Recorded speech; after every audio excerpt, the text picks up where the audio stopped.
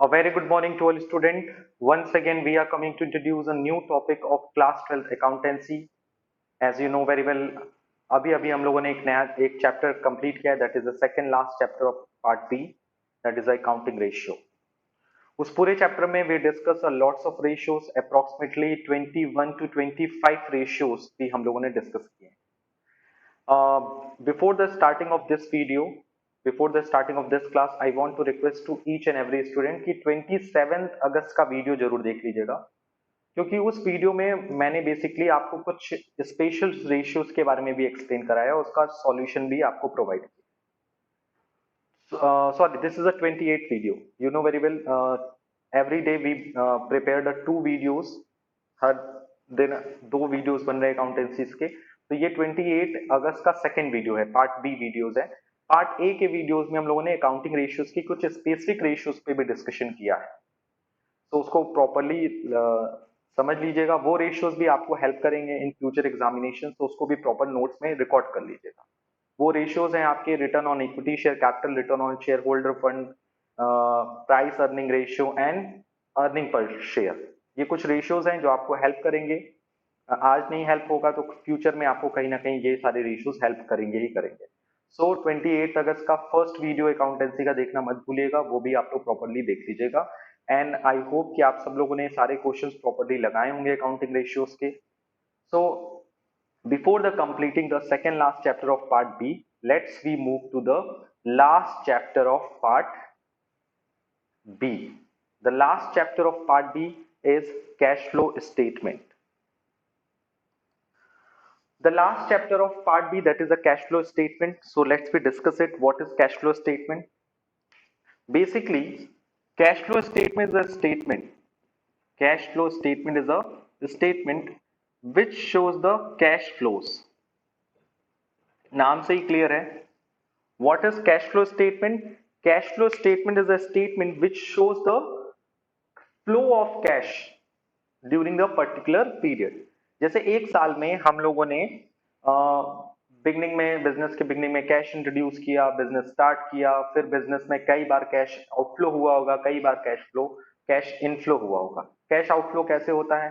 जब हम किसी रॉ मटेरियल्स को परचेस करते हैं, वेजेस पे करते हैं, डायरेक्ट एक्सपेंस पे करते हैं, इनडायरेक्ट एक्सपेंस पे करते हैं, या various kind of selling and distribution expense पे करते हैं. तो इन सारे एक्सपेंसेस को हम लोग बोलते हैं कैश आउटफ्लोज.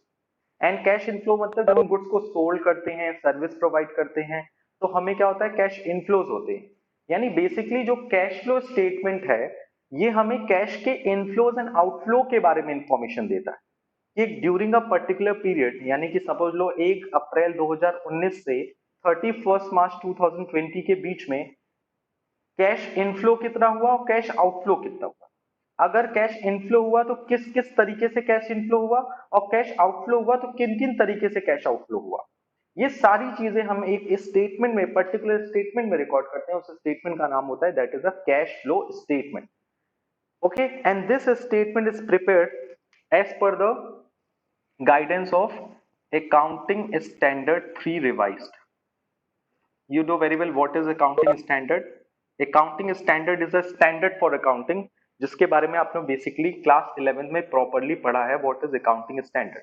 सो अकाउंटिंग स्टैंडर्ड 3 रिवाइज के अंदर कैश फ्लो स्टेटमेंट प्रिपेयर होता है. It means, simple way we can say that cash flow statement is a statement. It is a statement. It is a statement which shows inflow and outflow of cash during a particular period. यानी एक particular period में cash का inflow हुआ, outflow हुआ, कितना हुआ और किस वे से हुआ, उन सबको हम एक समराइज फॉर्म में स्टेटमेंट प्रिपेयर करते हैं. And this statement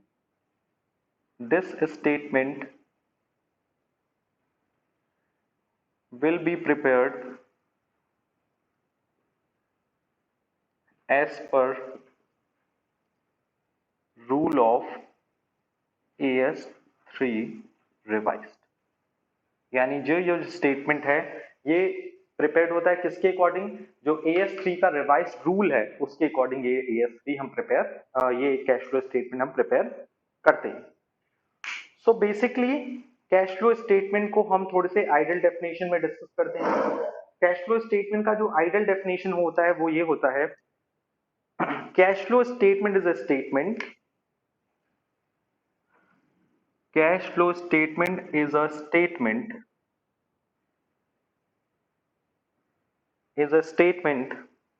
which describe the inflows, which describe the inflows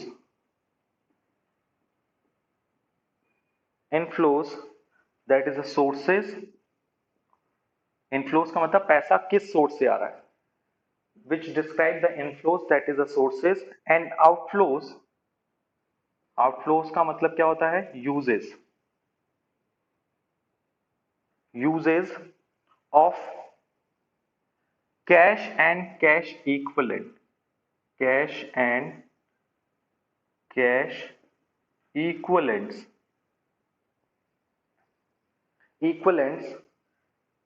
in an enterprise,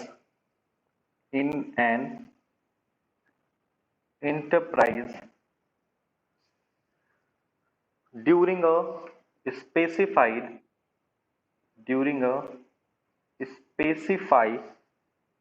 period of time,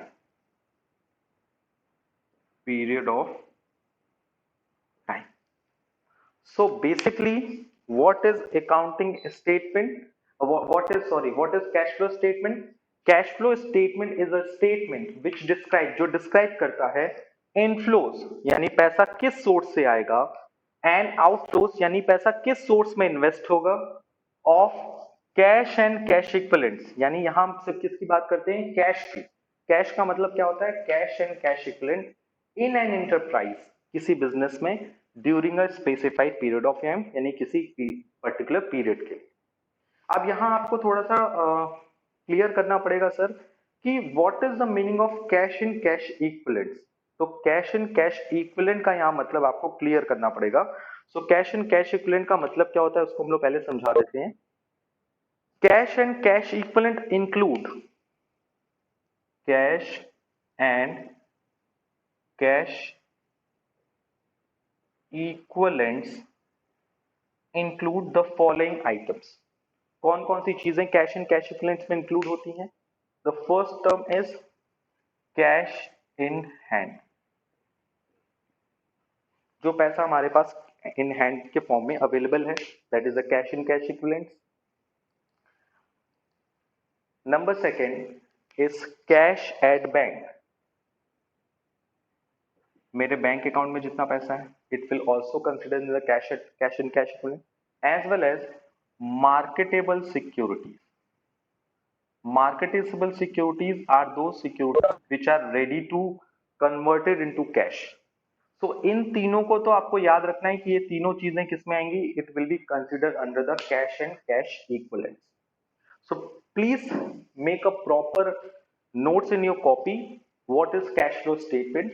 So basically we can say that cash flow statement is a statement which shows an inflows and of cash during a particular period, and this statement is prepared in accordance with the AS3 revised.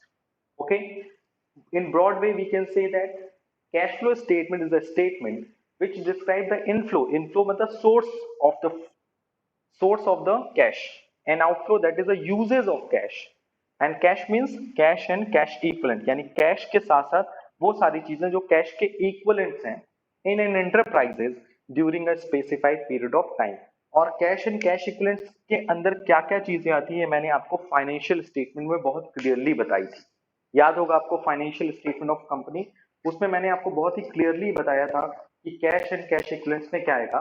Basically यहाँ पर मैंने सिर्फ तीन चीजें include की हैं कि cash in cash equivalent में क्या क्या चीजें आएंगी। एक आएगा आपका cash it hand, cash at bank, marketable securities, इसके साथ साथ कुछ और चीजें भी होती हैं जैसे cheques and drafts, it also included in the cash in cash equivalents. Cheques and draft, checks and drafts also included in the cash and cash equivalents. So this is the introduction of cash flow statement. Okay, so let's move to the next topic of this chapter. Okay, let's move to the next topic of this chapter, that is the preparation of cash flow statement.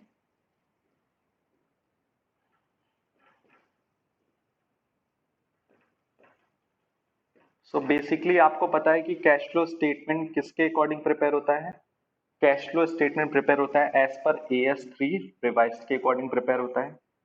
सो जो ये AS है, इसने इसको properly बनाने का एक तरीका बताया है. ऐसा नहीं कि आप अपने मन से कैश फ्लो स्टेटमेंट बना लिए, नहीं, इसका एक प्रॉपर वे है, इसका एक प्रॉपर तरीका है, जिसके तरीके से, जिस स्टेप से आप लोग क्या करेंगे, कैश फ्लो स्टेटमेंट प्रिपेयर करेंगे. तो वो तरीका क्या है, वो प्रोसीजर क्या है? पहले तो ये बहुत ही बेसिक चीज है कि कैश फ्लो स्टेटमेंट में 3 एक्टिविटी डिसाइड की गई है. The cash flow statement should report cash flow during the particular period in the following 3 categories. यानी कैश फ्लो स्टेटमेंट बनाने के लिए सबसे पहले बिजनेस की 3 एक्टिविटी डिसाइड की गई. कितनी एक्टिविटी डिसाइड की गई है? 3.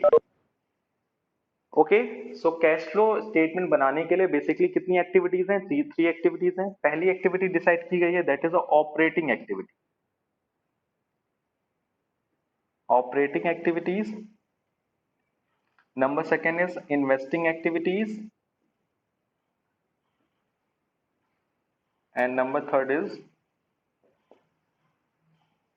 financing activities.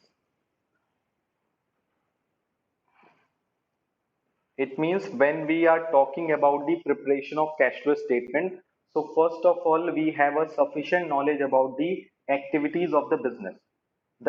The whole activity of the business organization can be divided into the 3 categories, that is the operating activity, investing activity, and financing activity.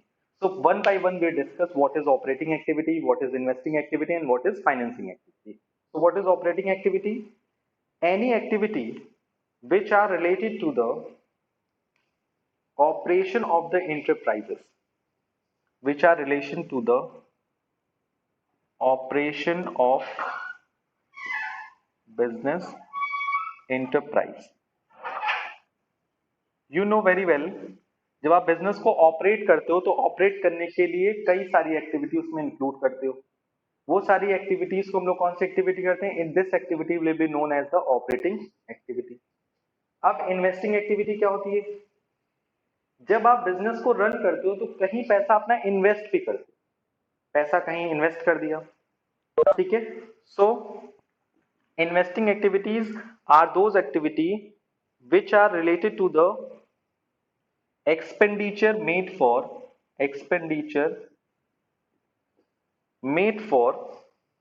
resources intended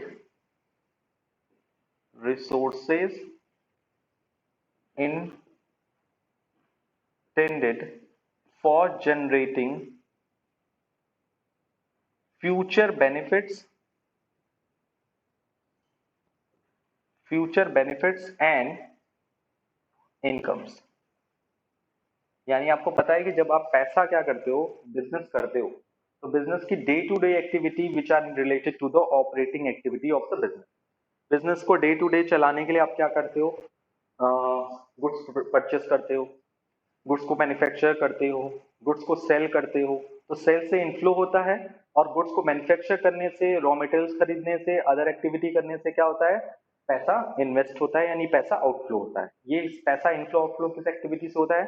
this cash inflow and outflow can be through with the operating activity. Investing activity में क्या होता है? हम expenditure करते हैं, made for the resources intended for generating future benefits and incomes. यानी investing activity business क्यों करता है? पैसा इन्वेस्ट करता है.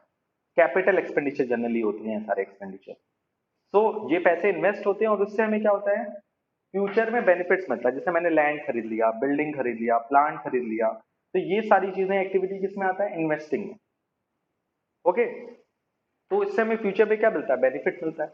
मान लो मैंने कहीं इन्वेस्ट कर दिया किसी की कंपनी में, शेयर में, या किसी कंपनी के डिबेंचर में, तो ये भी तो इन्वेस्टिंग एक्टिविटी है. इससे हमें क्या होगा? इनकम होगा. शेयर पे क्या मिलेगा? डिविडेंड. और डिबेंचर पे क्या मिलेगा? इंटरेस्ट. तो आप देख रहे हो कि ऑपरेटिंग एक्टिविटी हो चाहे इन्वेस्टिंग एक्टिविटी हो, आप ऑपरेटिंग में क्या कर रहे हो, दोनों हो रहा है, इनफ्लो भी हो रहा है, आउटफ्लो भी हो रहा है। इन्वेस्टिंग में बेसिकली क्या होता है, आउटफ्लो होता है, पैसा लगता है, और पैसा मिलता क्या है, फ्यूचर में। जब आप इन्वेस्ट कर लेते हो तो फ्यूचर में क्या करते हो, कुछ समय बाद आपको पैसा मिलता है। जो पैसे मिलते हैं वो पैसे बहुत हैवी अमाउंट होते हैं, या फिर एनुअली रिटर्न मिलता है डिविडेंड इंटरेस्ट के फॉर्म में। तो इन्वेस्टिंग एक्टिविटी में बेसिक पार्ट क्या होता है, इन्वेस्टमेंट का पार्ट होता है। और रही बात अगर हम फाइनेंसिंग की बात करें, तो financing activity is a activity which are related to the financing financing part of the business. Financing part of the business का मतलब है, you know very well, company share issue करती है, डिबेंचर इशू करती है, तो उसके बदले उसे क्या मिलता है, पैसा मिलता है। यानी with the help of financing activity company earn a sources of fund. Basically अगर हम बात करें फाइनेंसिंग एक्टिविटी से क्या होता है, फंड क्रिएट होता है। फंड क्रिएशन का मतलब क्या होता है, कंपनी इक्विटी शेयर इशू करके, प्रेफरेंस शेयर इशू करके, डिबेंचर इशू करके कंपनी के लिए क्या अरेंज करती है, पैसा अरेंज करती है। यानी अगर आप बहुत अच्छे से समझो तो ऑपरेटिंग एक्टिविटी का लेना देना किससे, बिजनेस के normal day to day activity से। और ऑपरेटिंग एक्टिविटी करने के लिए बिजनेस के पास क्या होनी चाहिए, एसेट्स होनी चाहिए भाई, लैंड होना चाहिए, बिल्डिंग होनी चाहिए, मशीनरी होनी चाहिए, प्लांट होनी चाहिए। उसके बिना तो पैसा अरेंज ही नहीं हो पाएगा, तो उसे पैसा इन्वेस्ट करना पड़ेगा। और ये पैसा इन्वेस्ट करने के लिए उसके पास पैसा भी तो होना चाहिए। ये पैसा कहां से आएगा, कंपनी क्या करती है, इशू करती है। तो देखो बेसिकली एक्टिविटी यहां से स्टार्ट करते हैं कैश फ्लो में, लेकिन होता यहां से यहां तक। पहले कंपनी ओपन होती है, इनकॉर्पोरेट होती है, फंड अरेंज करती है। फंड अरेंज करने का मतलब क्या है, अपना शेयर इशू करती है, इक्विटी शेयर, प्रेफरेंस शेयर। अगर उससे सफिशिएंट पैसा अरेंज हो जाता है तो कोई बात नहीं है, पैसा सफिशिएंट अरेंज नहीं हो पाता है तो कंपनी क्या करती है, डिबेंचर की हेल्प लेती है, लोन लेती है। लोन लेकर, डिबेंचर लेकर क्या करती है, पैसा अरेंज करती है। तो पैसा अरेंज हो गया, that is a financing activity. उस पैसे से क्या करती है कंपनी, दो जगह इन्वेस्ट करती है। आपने देखा है ना, इन्वेस्टमेंट डिसीजन में, in the business studies, you know very well, they are basically three decision under the financing decision, that is a investing decision, financing decision and dividend decision. तो कंपनी ने पहले क्या किया, पैसा अरेंज किया through the financing activity, फिर उस पैसे को दो जगह इन्वेस्ट करेगी, एक लॉन्ग टर्म एसेट्स में, एक वर्किंग कैपिटल। तो लॉन्ग टर्म में जब पैसा इन्वेस्ट करेगी, it will be related to the investing activity. Land खरीद लिया, बिल्डिंग खरीद लिया, फर्नीचर खरीद लिया, मशीनरी खरीद ली, it will be known as the investing activity. और कुछ पैसे उसमें से कहाँ इन्वेस्ट करेगी, अपनी day to day operating activities में, जैसे the working capital. So it will be related to the operating activity. अब थोड़ा समझना, ऑपरेटिंग एक्टिविटी में पैसा इन्वेस्ट करेगी वर्किंग कैपिटल में, तो उसके बदले उसे क्या मिलेगा, सेल्स। जब पैसा आप इन्वेस्ट करोगे, थोड़ा सा दिमाग लगाओ, वर्किंग कैपिटल में तो क्यों लगा रहे हो, प्रोडक्शन करने के लिए। प्रोडक्शन करके क्या होगा, सेल होगा, सेल करके क्या होगा, पैसा जनरेट होगा। यानी ऑपरेटिंग एक्टिविटी में इन्वेस्टमेंट क्या होता है, आप अपने रॉ मटेरियल्स में, इन्वेंट्रीज में, वर्क इन प्रोग्रेस में, वेजेस में, different types of daily day to day expenditure में पैसा इन्वेस्ट करते हो, और उसके बदले क्या मिलता है आपको, सेल्स, यानी इनकम जनरेट। इन्वेस्टिंग एक्टिविटी में क्या होता है, मेन होता है पैसा इन्वेस्ट होना। पैसा इन्वेस्ट होता है, बदले में क्या मिलता है, इंटरेस्ट मिलता है, डिविडेंड मिलता है। और जब कुछ सालों बाद आप अपना इन्वेस्टमेंट सेल करते हो, जैसे आपने अपना लैंड बेच दिया, अपना शेयर बेच दिया, अपना डिबेंचर बेच दिया, तो उसके बदले कंपनी को क्या मिलता है, इन्वेस्टमेंट। यानी इसमें भी इनफ्लो आउटफ्लो होता है।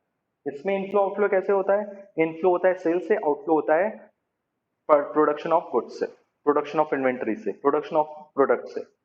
और इसमें इनफ्लो कब होता है, जब आप इन्वेस्टमेंट सेल करते हो, जब अपनी लैंड बेचते हो, चाहे टेंजिबल हो चाहे इंटेंजिबल हो, सॉरी एसेट्स बेचो, चाहे टेंजिबल हो चाहे इंटेंजिबल हो। फाइनेंसिंग में क्या होता है, बेसिकली इसमें पैसा मिलता है, इनफ्लो होता है, issue of share capital, issue of debenture. इससे पैसा क्या होता है, अरेंज होता है, कंपनी के पास पैसा आता है, कंपनी क्या इशू करती है, शेयर, डिबेंचर, बदले में क्या मिलता है, पैसा। और कंपनी को उसके बदले में क्या देना पड़ता है, आउटफ्लो भी तो होता है, फाइनेंसिंग में भी तो आउटफ्लो होता है। क्या देती है कंपनी, जिससे डिबेंचर लेती है, जिससे शेयर से पैसा लेती है, उसके बदले उसको क्या देती है, डिविडेंड देती है, इंटरेस्ट देती है, होता है ना। यानी सब एक्टिविटी में देखो तो कुछ इनफ्लो है, कुछ आउटफ्लो भी है। अब फाइनेंसिंग में ही शेयर इशू कर दिया, इक्विटी शेयर इशू किया, तो उसका तो मान लो रिडम्पशन नहीं होता, प्रेफरेंस शेयर का रिडम्पशन होता है, तो उसको रिडम्पशन करना है, उस समय उसका भी पैसा लौटाना है। डिबेंचर का भी तो रिडम्पशन करना है, after a particular time company को अपना डिबेंचर भी तो रिडीम करना है, तो डिबेंचर रिडीम करने के लिए उसे पैसा देना पड़ेगा। तो you can see that each and every activity consist of the cash outflow and inflow, but अलग अलग तरीके से। ऑपरेटिंग में भी इनफ्लो होता है और आउटफ्लो होता है। इन्वेस्टिंग में भी क्या होता है, इनफ्लो होता है और आउटफ्लो होता है। और उसी तरह से फाइनेंसिंग में भी इनफ्लोज होते हैं और आउटफ्लोज होते हैं, यानी मनी जनरेट भी होती है और मनी यूज भी होती है। और यहां सिर्फ इनफ्लोज एंड आउटफ्लोज की बात हो रही है, वो भी किस फॉर्म में, cash and cash equivalent form में। याद रखना, इनफ्लो आउटफ्लो का मतलब है कैश इन कैश इक्विवेलेंट का movement, movement of cash in cash equivalent, whether it is inflow and whether it is a outflow. So as you can see that the first activity of the cash flow statement is operating activity. तो उस पर हम लोग discuss करते हैं। Operating activities में कहां कहां से पैसा इनफ्लो होता है और कहां कहां पैसा आउटफ्लो होता है। तो इनफ्लोज कहां कहां से होते हैं और आउटफ्लोज कहां कहां से होते हैं। जनरली ये क्वेश्चन आपसे एग्जाम में पूछता है 1 से 2 मार्क्स में। एक ट्रांजेक्शन दे देगा और आपको आइडेंटिफाई करना पड़ेगा कि ये ऑपरेटिंग एक्टिविटी से रिलेटेड है, इन्वेस्टिंग से रिलेटेड है कि फाइनेंसिंग से रिलेटेड है, और अगर उस एक्टिविटी से रिलेटेड है तो उसका इनफ्लो है कि उसका आउटफ्लो है। ये पहले आपको समझना बहुत जरूरी है। तो पहले हम ऑपरेटिंग एक्टिविटीज के इनफ्लोज पे डिस्कस कर लेते हैं। तो ऑपरेटिंग एक्टिविटीज में पैसा कहां कहां से आता है, सेल ऑफ गुड्स, अगर आप अपने गुड्स को सेल करेंगे, ठीक, एंड सर्विसेज को सेल करोगे तो आपको पैसा मिलेगा। और कहां से पैसा मिलेगा आपको, कैश इनफ्लोज कहां होंगे ऑपरेटिंग एक्टिविटीज से, that is cash received from debtor. हाँ सर, ये तो मेरे दिमाग में आया ही नहीं। देखो बेसिकली जब आप क्रेडिट सेल करते हो ना, तो क्रेडिट सेल जब आप करते हो तो वो बंदा क्या बन जाता है, debtor. The person to whom goods sold on credit, it is known as debtor. And after some time जब वो मुझे पैसा देता है तो it will be taken as the inflow of the operating activity, that is the cash receive from debtor. ठीक है। और अगर किसी तरह की कोई रॉयल्टी आपको मिल जाए, या फिर अगर आपको किसी तरह की कोई फीस मिल जाए, तो it will also included in the cash inflow of operating activities. अब हम आउटफ्लोज की बात करें तो आउटफ्लोज कैसे कैसे होते हैं, इसमें तो बहुत सारी चीजें हैं। जैसे अगर आप गुड्स परचेस करो, कैश परचेस। अगर आप एक्सपेंस पे करो, किस तरह का expense, operating expense, any expense which are related to the operating activity of the business. जैसे रेंट पे कर दिया प्रीमाइसेस का, अपने एम्प्लॉयज को सैलरी दे दिया, वर्कर्स को वेजेस दे दिया, selling and distribution expense, office administration expense, so it will be treated under the outflow of the operating activity. अगर आप अपने बिजनेस का इनकम टैक्स पे करते हो तो ये भी आपका क्या होता है, कैश आउटफ्लो होता है ऑपरेटिंग एक्टिविटी का। ठीक है, so this will be known as the outflow of the operating activity. बहुत सारी चीजें, अगर आप बुक उठा के देखोगे तो बहुत सारी चीजें दी हुई हैं, तो मैं कुछ इंपॉर्टेंट चीजें ही उसमें से नोट डाउन करा रहा हूँ। रही बात दूसरा एक्टिविटी है, दैट इज इन्वेस्टिंग एक्टिविटी। तो इन्वेस्टिंग एक्टिविटीज में कौन कौन से आउटफ्लोज एंड इनफ्लोज होते हैं उस पर भी हम लोग डिस्कस कर लेते हैं। तो इन्वेस्टिंग एक्टिविटीज में इनफ्लोज एंड आउटफ्लोज। ओके, तो अगर इन्वेस्टिंग एक्टिविटीज के इनफ्लोज एंड आउटफ्लोज पे हम लोग डिस्कस करें, so you know very well, basically investing activities में क्या होता है, आउटफ्लो होता है, पैसा जाता है। तो पहले हम पैसे जाने की बात करते थे। ठीक है, इन्वेस्टिंग एक्टिविटी में पैसा कहां जाता है, जाता है purchase of non current assets. अब देखो नॉन करेंट एसेट मैंने यहां लिख दिया, तो आप सीधे समझ लो कि नॉन करेंट एसेट्स में आप ये सारी चीजें आ जाएंगे। फिक्स एसेट्स, फिक्स एसेट्स में आप चाहे टेंजिबल ले लो चाहे इनटेंजिबल ले लो, ये बात याद रखना, टेंजिबल हो चाहे वो इनटेंजिबल हो। जैसे अगर मैं आपसे सिंपली वे में ये कहूं कि फिक्स एसेट्स में आपने लैंड खरीद लिया, तो land will be known as the tangible fix assets, building is a tangible fixed assets and intangible assets is, intangible assets is जैसे आपने गुडविल खरीद दिया, you know very well there are basically two types of the goodwill, self generated goodwill and and purchase goodwill, तो अगर आप goodwill खरीदते हो तो it will be known as the outflow of the investing activity. Patent खरीद लिया, copyright खरीद लिया। और उसी तरह से अगर आपने नॉन करेंट इन्वेस्टमेंट ले लिया, यानी ऐसा इन्वेस्टमेंट जो 1 साल से ज्यादा का है, यानी किसी कंपनी के शेयर में इन्वेस्ट कर दिया। यहाँ इन्वेस्ट की बात हो रही है, purchase of non current investment. Share खरीद लिया, किसी कंपनी का डिबेंचर खरीद लिया, किसी फाइनेंशियल इंस्टीट्यूशन में पैसा लगा दिया, म्यूचुअल फंड में पैसा लगा दिया, तो it will be known as the outflow of the investing activity. अब आप इन्वेस्ट करोगे तो इसके बदले आपको क्या मिलेगा?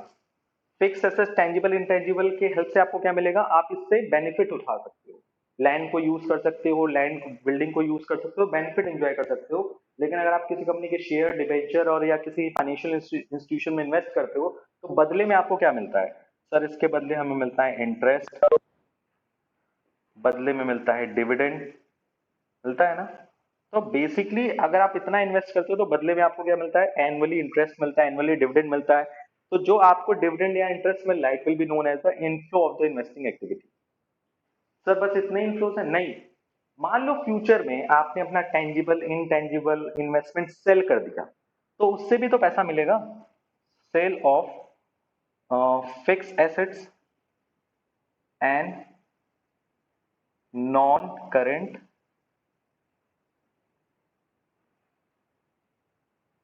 इन्वेस्टमेंट। तो अगर आपने अपना इन्वेस्टमेंट बेच दिया, फिक्स एसेट सेल कर दिया, चाहे वो टेंजिबल हो चाहे इंटेंजिबल हो, तो आपके पास से पैसा आएगा।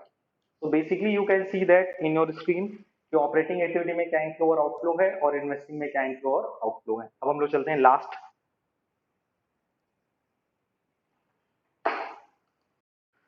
Okay, so the next activity, the last activity is financing activity. You know very well.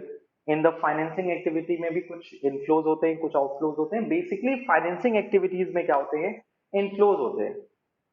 Inflows मतलब, क्योंकि you know very well, through the financing activity of the activities, company arrange the fund. Basically financing activity से company क्या करती है? Fund arrange करती है। So fund कहाँ कहाँ से arrange होते हैं financing activities में, उसमें हम लोग discussion कर लेते हैं।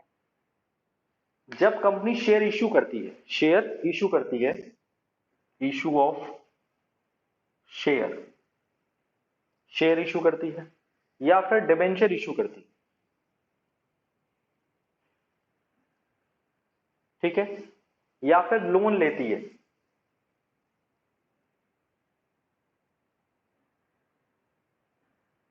लोन टेकन फ्रॉम बैंक या any kind of financial institution, या किसी भी तरह के कोई फाइनेंशियल इंस्टीट्यूशन से, बैंक से अगर लोन लेती है, so it will be consider as a inflow of the financing activity. और एक बहुत इंपॉर्टेंट बात है जो आपको बहुत ज्यादा कंफ्यूज करेगी, वो ये है कि बैंक से लोन ले, चाहे वो किसी भी तरह का लोन हो, लॉन्ग टर्म लोन हो चाहे शॉर्ट टर्म लोन हो, सबका सब इनफ्लो ऑफ फाइनेंसिंग एक्टिविटी में आता है। इट मींस अगर बैंक ओवरड्राफ्ट बढ़ रहा हो, जैसे कि बैंक ओवरड्राफ्ट की वैल्यू बेसिकली क्या हो रही हो? इंक्रीज हो रही हो। जैसे अभी बैंक ओवरड्राफ्ट पिछले साल था 10,000, इस साल हमारा बैंक ओवरड्राफ्ट हो गया 20,000 से 25,000 हो गया। इसका मतलब हमने 5,000 रुपीज का और लोन ले लिया बैंक से। किस तरह का लोन ले लिया? शॉर्ट टर्म लोन ले लिया। So it will be categorise under the inflow of the financing activity. So you can see that अगर आप शेयर इशू करते हैं, डिबेंचर इशू करते हैं, बैंक से लोन लेते हैं, बैंक ओवरड्राफ्ट की वैल्यू इंक्रीज होती है, so it will be categorise under the inflow of the financing activity. और ये सारी चीजें होनी चाहिए फॉर कैश, ये बात याद रखना चाहिए। अगर आप शेयर इशू कर रहे हो कैश के लिए, डिबेंचर इशू कर रहे हो कैश के लिए, तभी ये कैश फ्लो स्टेटमेंट के इनफ्लो में आएगा फाइनेंसिंग एक्टिविटी में।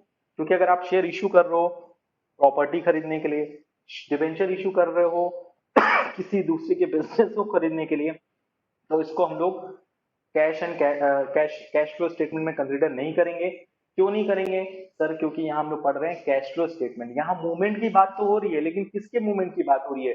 कैश के मूवमेंट की बात हो रही है, कैश के इनफ्लो की बात हो रही है, कैश के आउटफ्लो की बात हो रही है। तो ये बातें आपको ध्यान रखनी है।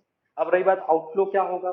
जब आप शेयर इशू करोगे, डिबेंचर इशू करोगे, लोन लोगे बैंक से या बैंक ओवरड्राफ्ट लोगे, तो बैंक को बदले में आपको कुछ देना पड़ेगा। क्या देना पड़ेगा?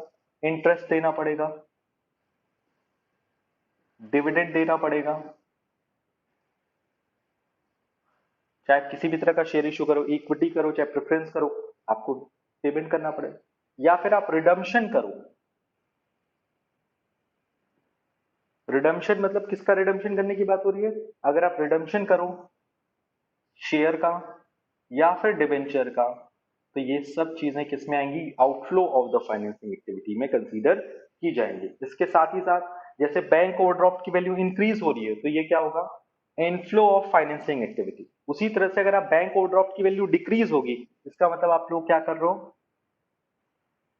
पेमेंट ऑफ लोन कर रहे हो। पेमेंट ऑफ लोन में ये भी आता है डिक्रीज इन बैंक ओवरड्राफ्ट, क्योंकि अभी मैंने यानी आपके सर ने बताया है कि बैंक ओवरड्राफ्ट एक तरह का शॉर्ट टर्म लोन होता है। अगर बैंक ओवरड्राफ्ट इंक्रीज करता है, इसका मतलब आप लोन ले रहे हो। बैंक ओवरड्राफ्ट डिक्रीज हो रहा है, इसका मतलब आप लोन का पेमेंट कर रहे हो। यानी लोन है, फाइनेंसिंग में आएगा, whether it is long term और शॉर्ट टर्म, आपको इस तरह से कैटेगराइजेशन नहीं करना है। तो basically you can see that जब हम कैश फ्लो स्टेटमेंट की प्रिपरेशन की बात करेंगे, तो all the activity categorise into the three categories, that is operating, investing and financing. And operating activities के अपने कुछ इनफ्लोज हैं, आउटफ्लोज हैं, उसी तरह से इन्वेस्टिंग एक्टिविटीज के भी अपने कुछ इनफ्लोज एंड आउटफ्लोज हैं, एंड फाइनेंसिंग एक्टिविटीज में भी कुछ इनफ्लोज हैं एंड आउटफ्लोज हैं। So please make a proper notes in your copy. पहले तो आप सब चीजें प्रॉपरली अपनी कॉपी में नोट्स कर लो, एंड अगर इससे ज्यादा कुछ इंफॉर्मेशन चाहिए, so you will go to your book. अपने बुक के पेजेस ओपन करो, उसमें देखो कि ऑपरेटिंग, इन्वेस्टिंग और फाइनेंसिंग के एक्टिविटीज के different sources and uses. Inflows को बोला जाता है सोर्सेज एंड आउटफ्लोज को बोला जाता है यूजेस, या फिर इनफ्लोज एंड आउटफ्लोज वर्ड से भी सारी चीजों को स्पेशली क्लियर किया गया होगा। तो आप जाइए, अच्छे से देखिए, कॉपीज प्रिपेयर करिए। ओके, सो नेक्स्ट वीडियो में हम लोग क्या करेंगे, इसके न्यूमेरिकल पार्ट पे डिस्कस करेंगे, कुछ क्वेश्चंस पे डिस्कस करेंगे। ओके, सो आज के लिए इतना ही। Thank you, thanks a lot.